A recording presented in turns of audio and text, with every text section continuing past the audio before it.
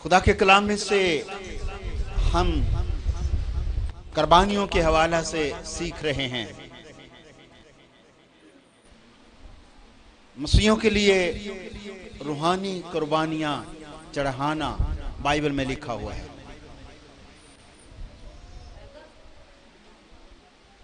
قربانی کی دو قسمیں ہیں، ایک جسمانی ایک روحانی۔ تو ہم ان دونوں کو الگ الگ سے سیکھ رہے ہیں۔ سو آئیں اپنے مضمون کو آگے بڑھاتے ہیں۔ جس طرح سے ہم نے پڑھا رومیو 12ویں باب میں پہلی آیت میں، پس ہے بھائیو میں خدا کی رحمتیں یاد دلا کر تم سے التماس کرتا ہوں کہ اپنے بدن ایسی قربانی ہونے کے لیے نظر کرو جو زندہ اور پاک اور خدا کو پسندیدہ ہو، یہی تمہاری معقول عبادت ہے۔ آمین۔ مسیحیوں کی عبادت، معقول عبادت، اپنے بدن ایسی قربانی ہونے کے لیے نظر کرو جو زندہ اور پاک اور خدا کو پسندیدہ ہو۔ آج ہم سیکھیں گے خدا کی پسندیدہ قربانیاں۔ امریکہ ایسی قربانیاں چڑھاؤ جو خدا کو پسند ہوں۔ اگر ہم پطرس کے خط میں پڑھتے ہیں،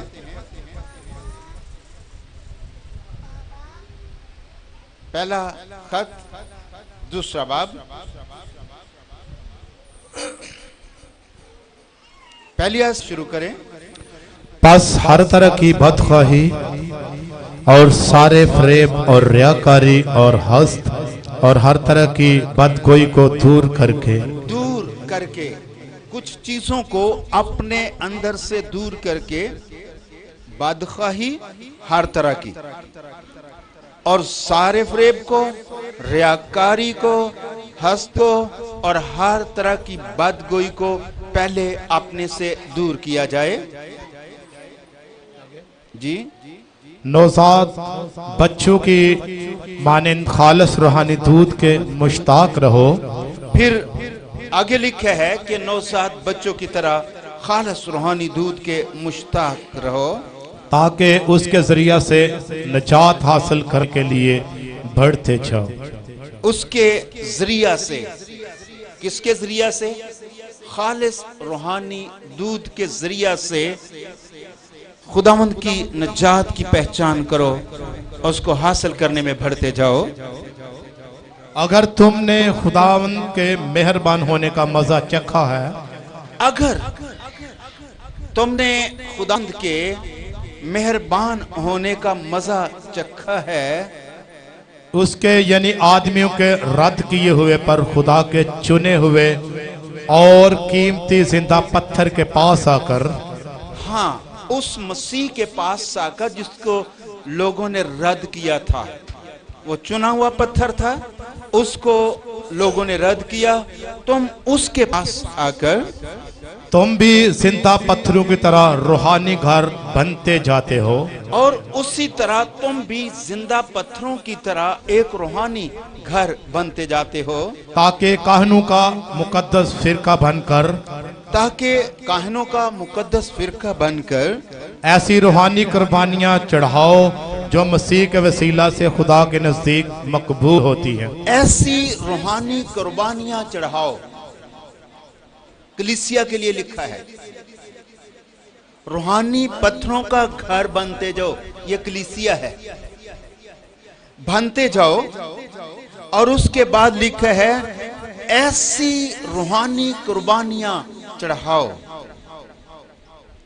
جو یسوع مسیح کے وسیلہ سے خدا کے نزدیک مقبول ہوتی ہے۔ ایسی روحانی قربانیاں چڑھاؤ جو یسوع مسیح کے وسیلہ سے خداوند کے نزدیک مقبول ہوتی ہیں، یعنی مطلب ہے کہ خداوند کو پسند آتی ہے۔ مجھے ایک بات یاد آتی ہے، جو لوگ کتابیں پڑھتے ہیں خدا کے خادموں کی، ڈائریکٹ پرنس کا نام آپ نے سنا ہے؟ ایک خدا کا خادم ہے، اس کی بہت ساری کتابیں بھی ہیں، ڈائریکٹ پرنس، سنے آپ نے؟ سنیے غور سے۔ ان کی موجودگی میں انگلینڈ میں ایک پریئر نائٹ تھی، دعا ہو رہی تھی اور بہت سارے لوگ دعا میں جمع تھے، سب دعا میں لگے ہوئے تھے،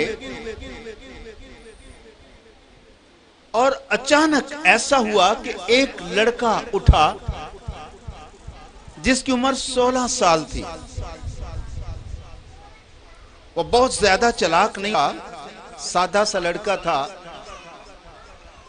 اور اس جماعت میں جو دعا کر رہے تھے ایک دم سے اٹھا اور نبوت کرنے لگا۔ اس نے کھڑے ہو کر یوں کہا، خداوند فرماتا ہے اپنی دعا بند کرو۔ اس نے کہا خداوند فرماتا ہے اپنی دعا بند کرو، مجھے آپ کی دعائیں، مجھے آپ کی عبادت پسند نہیں ہے۔ پھر اس نے کہا آپ کی قربانیاں مجھے اچھی نہیں لگتی، خداوند کہتا ہے۔ اب خداوند نے کیا کہا؟ اس لیے کہ تمہاری قربانیاں اور تمہاری دعائیں، تمہاری عبادات مجھے پسند نہیں ہیں، اگر تم چاہتے ہو کہ تمہاری دعا، تمہاری عبادت پسند آئے، پہلے یہ کرو، مظلوموں کی مدد کرو، ان کو چھڑاؤ، بیواؤں کی مدد کرو، یتیموں کی فریاد رسی کرو، ان کی مدد کرو، ہر ایک مظلوم کا ساتھ دو، وہ جو جوے کے نیچے ہیں، بند کے نیچے ہیں، ان کو آزاد کرواؤ، تو پھر میں تمہاری دعائیں سنوں گا۔ پالوس رسول کہتا ہے اپنے بدن ایسی قربانی ہونے کے لیے نظر کرو جو زندہ اور پاک اور خدا کو پسندیدہ ہو، یہی تمہاری مقبول عبادت ہے۔ اگر آپ مقبول عبادت کرنا چاہتے ہیں، اگر آپ چاہتے ہیں کہ آپ کی دعائیں، آپ کی عبادت، آپ کی ریاضت، آپ کی قربانیاں خدا تک پہنچیں، تو ضروری ہے کہ اس کے ساتھ خدا کی پسندیدہ مرضی کو معلوم کیا جائے۔ اسی آیت کے آگے لکھا ہے تجربہ سے معلوم کرو، کس چیز کو؟ خدا کی مرضی کو، خدا کی پسندیدہ عبادت کو، خدا کی پسندیدہ قربانیوں کو، جن کو خدا پسند کرتا ہے اس کی تلاش کرو، ڈھونڈو۔ وہ کون سی قربانیاں ہیں جو خدا تک پہنچتی ہیں؟ جب بہت ساری قربانیاں جو خدا تک نہ پہنچی تو کرنے والوں کا دل ٹوٹا اور محسوس کرنے لگے کہ ایسا کیوں ہے؟ زبور نویس کہتا ہے تو قربانی کو پسند نہیں کرتا، تو نے میرے کان کھول دیے ہیں، مجھے سمجھ آ گئی ہے سوختنی قربانیاں تجھے خوش نہیں کر رہی. وہ کہتا مجھے سمجھ آ گئی ہے. خدا روحانی قربانیوں کو پسند کرتا ہے. اب جو کچھ آپ پڑھتے ہیں شریعت میں قربانیوں کو مقرر کرنے والا خدا ہے،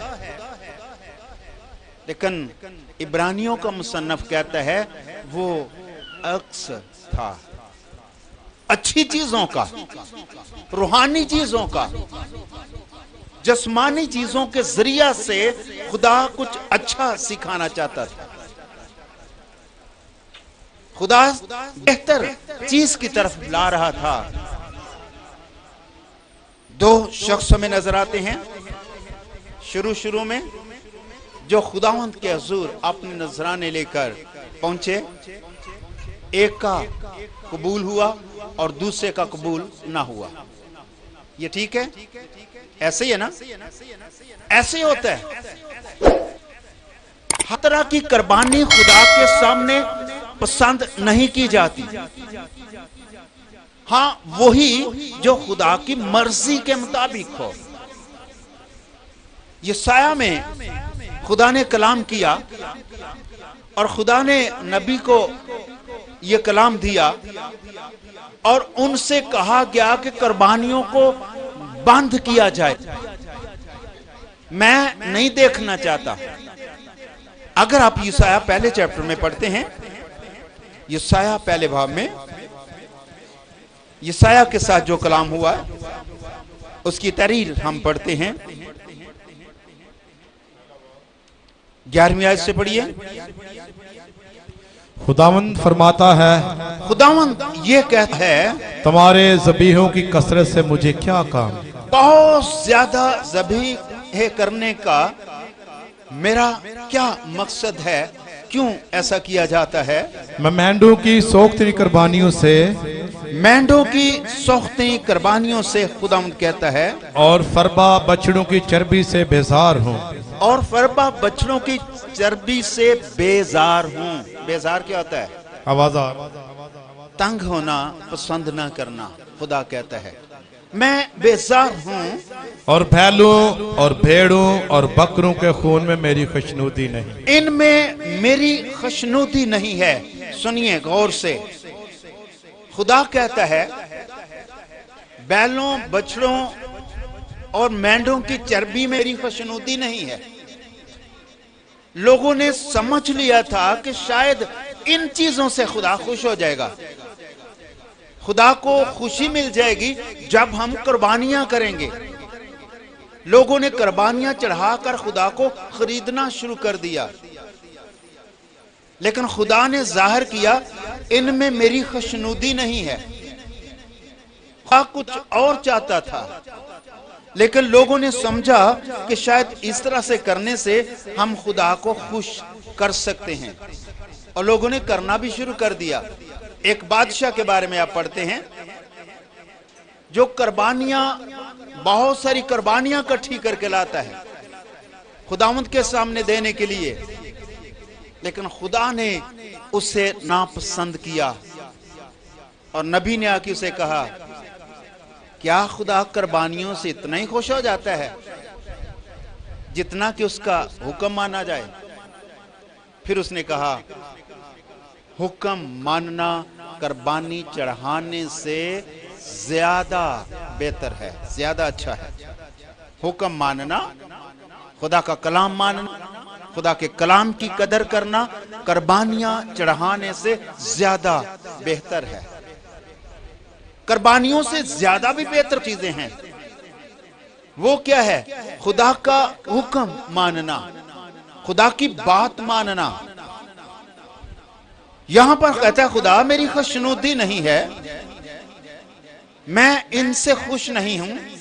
تمہارے چاند، تمہاری عیدوں سے، تمہارے سبت، یہ ساری چیزیں میرے سامنے کچھ نہیں ہیں، نفرت انگیز ہیں. تم دعا پر دعا کرو گے، میں آنکھ پھیر لوں گا. جب ہاتھ اٹھاؤ گے میں نہیں دیکھوں گا، میں اپنے کان نہیں لگاؤں گا، آنکھ پھیر لوں گا، کان ہٹا لوں گا. وجہ کیا ہے؟ ذرا غور سے سنیے اس کی کیا وجہ ہے. خدا کہتا ہے 15ویں آیت سے جب تم اپنے ہاتھ پھیلاؤ گے جب تم اپنے ہاتھ خدا کی طرف پھیلاؤ گے میں تم سے آنکھ پھیر لوں گا. خدا کہتا ہے میں تم سے آنکھ پھیر لوں گا, تمہارے بڑے ہوئے ہاتھ نہیں دیکھوں گا.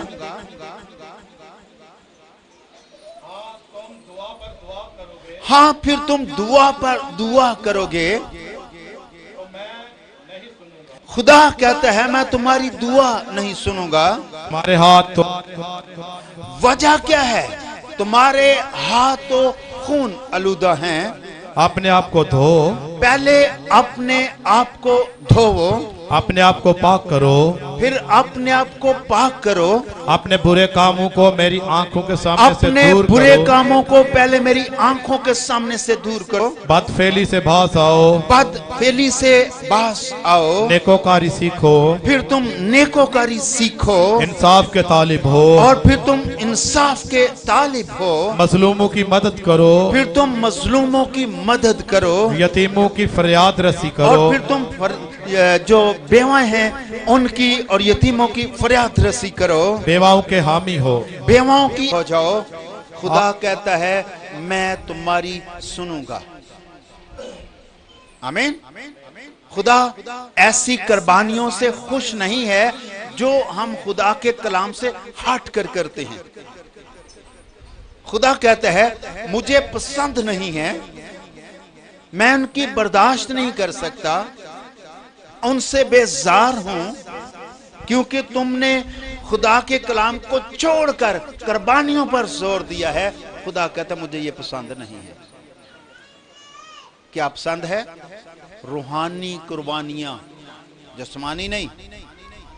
اپنے بدن ایسی قربانی ہونے کے لیے نذر کرو جو زندہ اور پاک اور خدا کو پسندیدہ ہے. یہی تمہاری مقبول عبادت ہے. اس سے خدا خوش ہو جاتا ہے. خدا کی پسندیدہ عبادت اس کی مرضی کو پہچاننا, اس کی مرضی کو سمجھنا. خدا کہتا ہے جس طرح سے اس نے اس بچے ڈیوڈ کے ساتھ کلام کیا جو ڈائریکٹ کی عبادت میں تھا, دعائیہ میٹنگ میں تھا, اس نے کہا اپنی دعائیں بند کرو, اپنی عبادت بند کرو, پہلے وہ کام کرو جو میں چاہتا ہوں. ہم ان باتوں میں بڑے کمزور ہیں. ہم اپنے بارے میں سوچتے اپنے تک محدود ہیں, لیکن خدا چاہتا ہے کہ آپ دوسروں کے لیے کام کریں جو ضرورت مند ہیں. یہ تمہاری معقول عبادت ہے. خدا ایسی قربانیوں سے خوش ہوتا ہے, اس میں اس کی خوشنودی ہے, خدا اس کو پسند کرتا ہے. پھر اسی کتاب کے یسایہ کی کتاب کے آخری چیپٹر میں جائیں.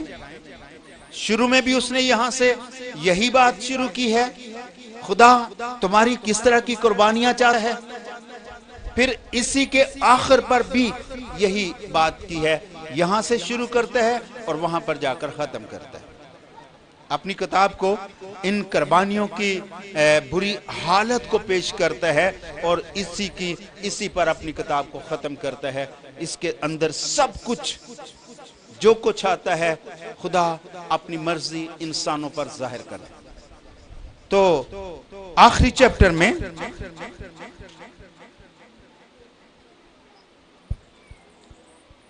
خدا فرماتا ہے پہلی آیت سے, خداوند یوں فرماتا ہے, خداوند اس طرح سے فرماتا ہے, آسمان میرا تخت ہے, خدا کہتا ہے آسمان میرا تخت ہے, اور زمین میرے پاؤں کی چوکی. زمین میرے پاؤں کی چوکی ہے. سنیے جی, آسمان میرا تخت ہے, زمین میرے پاؤں کی چوکی ہے. اب سنیے اس کا کیا معنی ہے. آسمان پر وہ بیٹھتا ہے اور اس کے پاؤں زمین پر لگ جاتے ہیں. یہ خدا کی قدرت ہے, خدا کی شان ہے, خدا کی یہ خوبی ہے کہ وہ آسمان پر بیٹھتا ہے, وہ اس کا تخت ہے, اور زمین پر اس کے پاؤں لگ جاتے ہیں, زمین اس کے پاؤں کی چوکی. وہ آسمانوں کے آسمانوں پر سما نہیں سکتا. یہ اس کی قدرت ہے کہ وہ زمین کو اپنی بالش سے ناپ لیتا ہے, پہاڑوں کو وہ پلڑے میں وہ تول لیتا ہے, اور وہ اب سمندر جو بہت بڑا سمندر ہے, آپ نے دیکھا ہے, خوف آتا ہے دیکھ کے. کلام میں لکھا ہے اس کو اپنے چلو میں ناپ لیتا ہے, پورے سمندر کو خدا اپنے چلو میں ناپ لیتا ہے. خدا قدرت والا ہے. وہ کہتا ہے آسمان میرا تخت اور زمین میرے پاؤں کی چوکی ہے, تم میرے لیے کیسا گھر بناؤ گے, کیسا گھر بناؤ گے, اور میرے کون لیے, سی جگہ آرام گاہ ہوگی, اور کون سی جگہ میرے لیے بناؤ گے جس میں میں آرام کر سکوں. لوگ کہتے ہیں, جب لوگ چرچ بناتے ہیں, لوگ کہتے ہیں میں نے خدا کا گھر بنا دیا ہے, آپ بڑے خوش ہو جاتے ہیں, خدا کا گھر بنا دیا, اب مجھے کوئی مسئلہ نہیں, اب تو جنت میں جاؤں گا کیونکہ میں نے خدا کا گھر بنا دیا ہے. کہتے ہیں کون سی جگہ میرے آرام گاہ کی بناؤ گے. جب ہم سمجھتے ہیں ہم نے خدا کا گھر بنا دیا تو اس کا کیا مطلب ہے؟ پہلے خدا کا گھر نہیں تھا, پہلے خدا باہر رہتا تھا, اب گھر میں آ جائے گا. پتھروں کے بنے ہوئے گھر میں اس کا بسیرا نہیں ہے. اصل میں تو وہ آپ کی زندگیوں میں رہنا چاہتا ہے. اصل بات یہ ہے کہ وہ ہمارے اندر رہ کر کام کرنا چاہتا ہے, اور وہ چاہتا ہے کہ اس کا کلام ہمارے اندر رہے. اگر ہم اس کے کلام کی بے قدری کرتے ہیں, اگر ہم اس کے کلام کو سنتے نہیں ہیں, تو پھر ہم اس کے لیے کیسا گھر بنائیں گے جس میں اس کو آرام مل جائے. یہ دل جس میں وہ رہنا چاہتا ہے, اس کو ہی پاک کر رہا.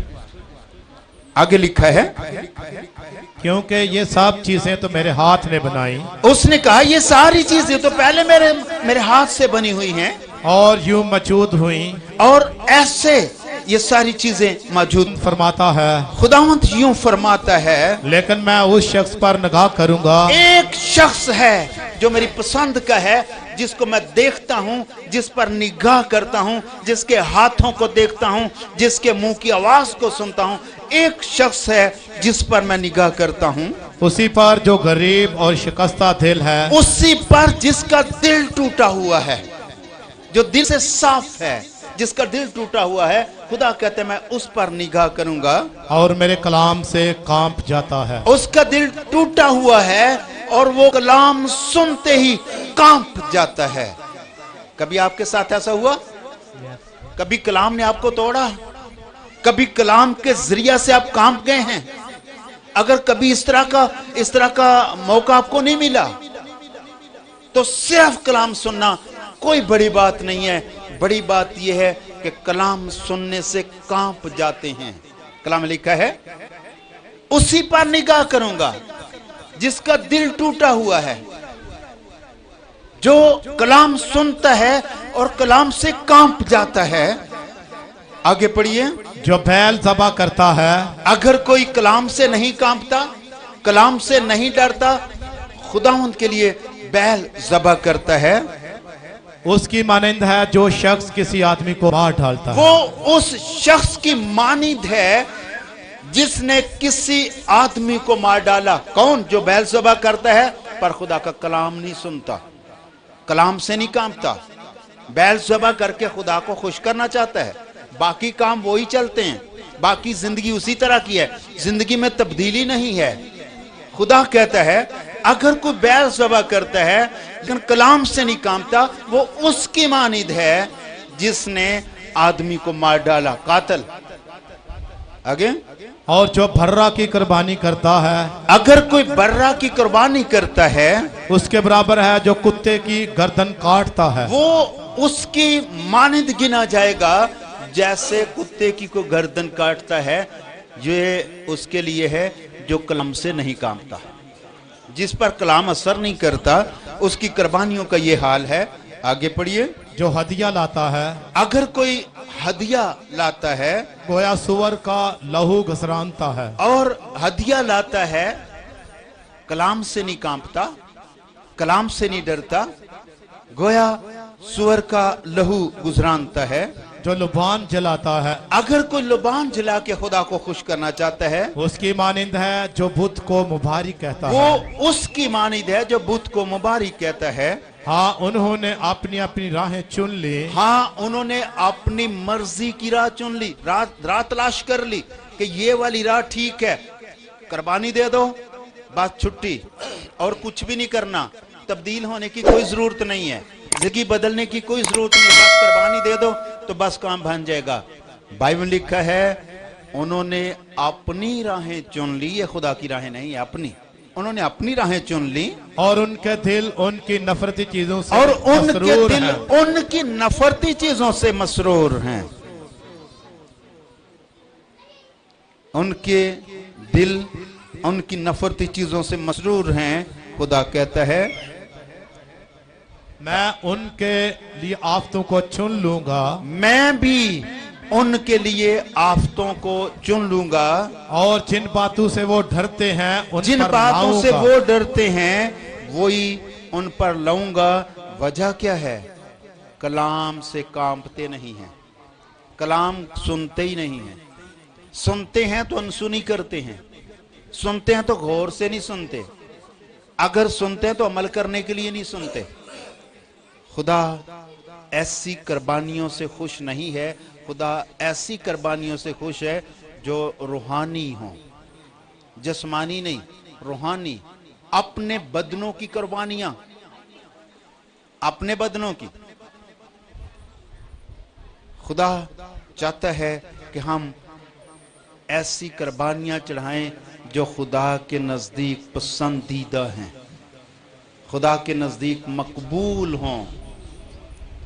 वक्त जाया ना करें, खुदा की मर्जी को समझें, खुदा की पसंदीदा और कामिल मर्जी को तजर्बा से मालूम करो, तजर्बा से मालूम करो,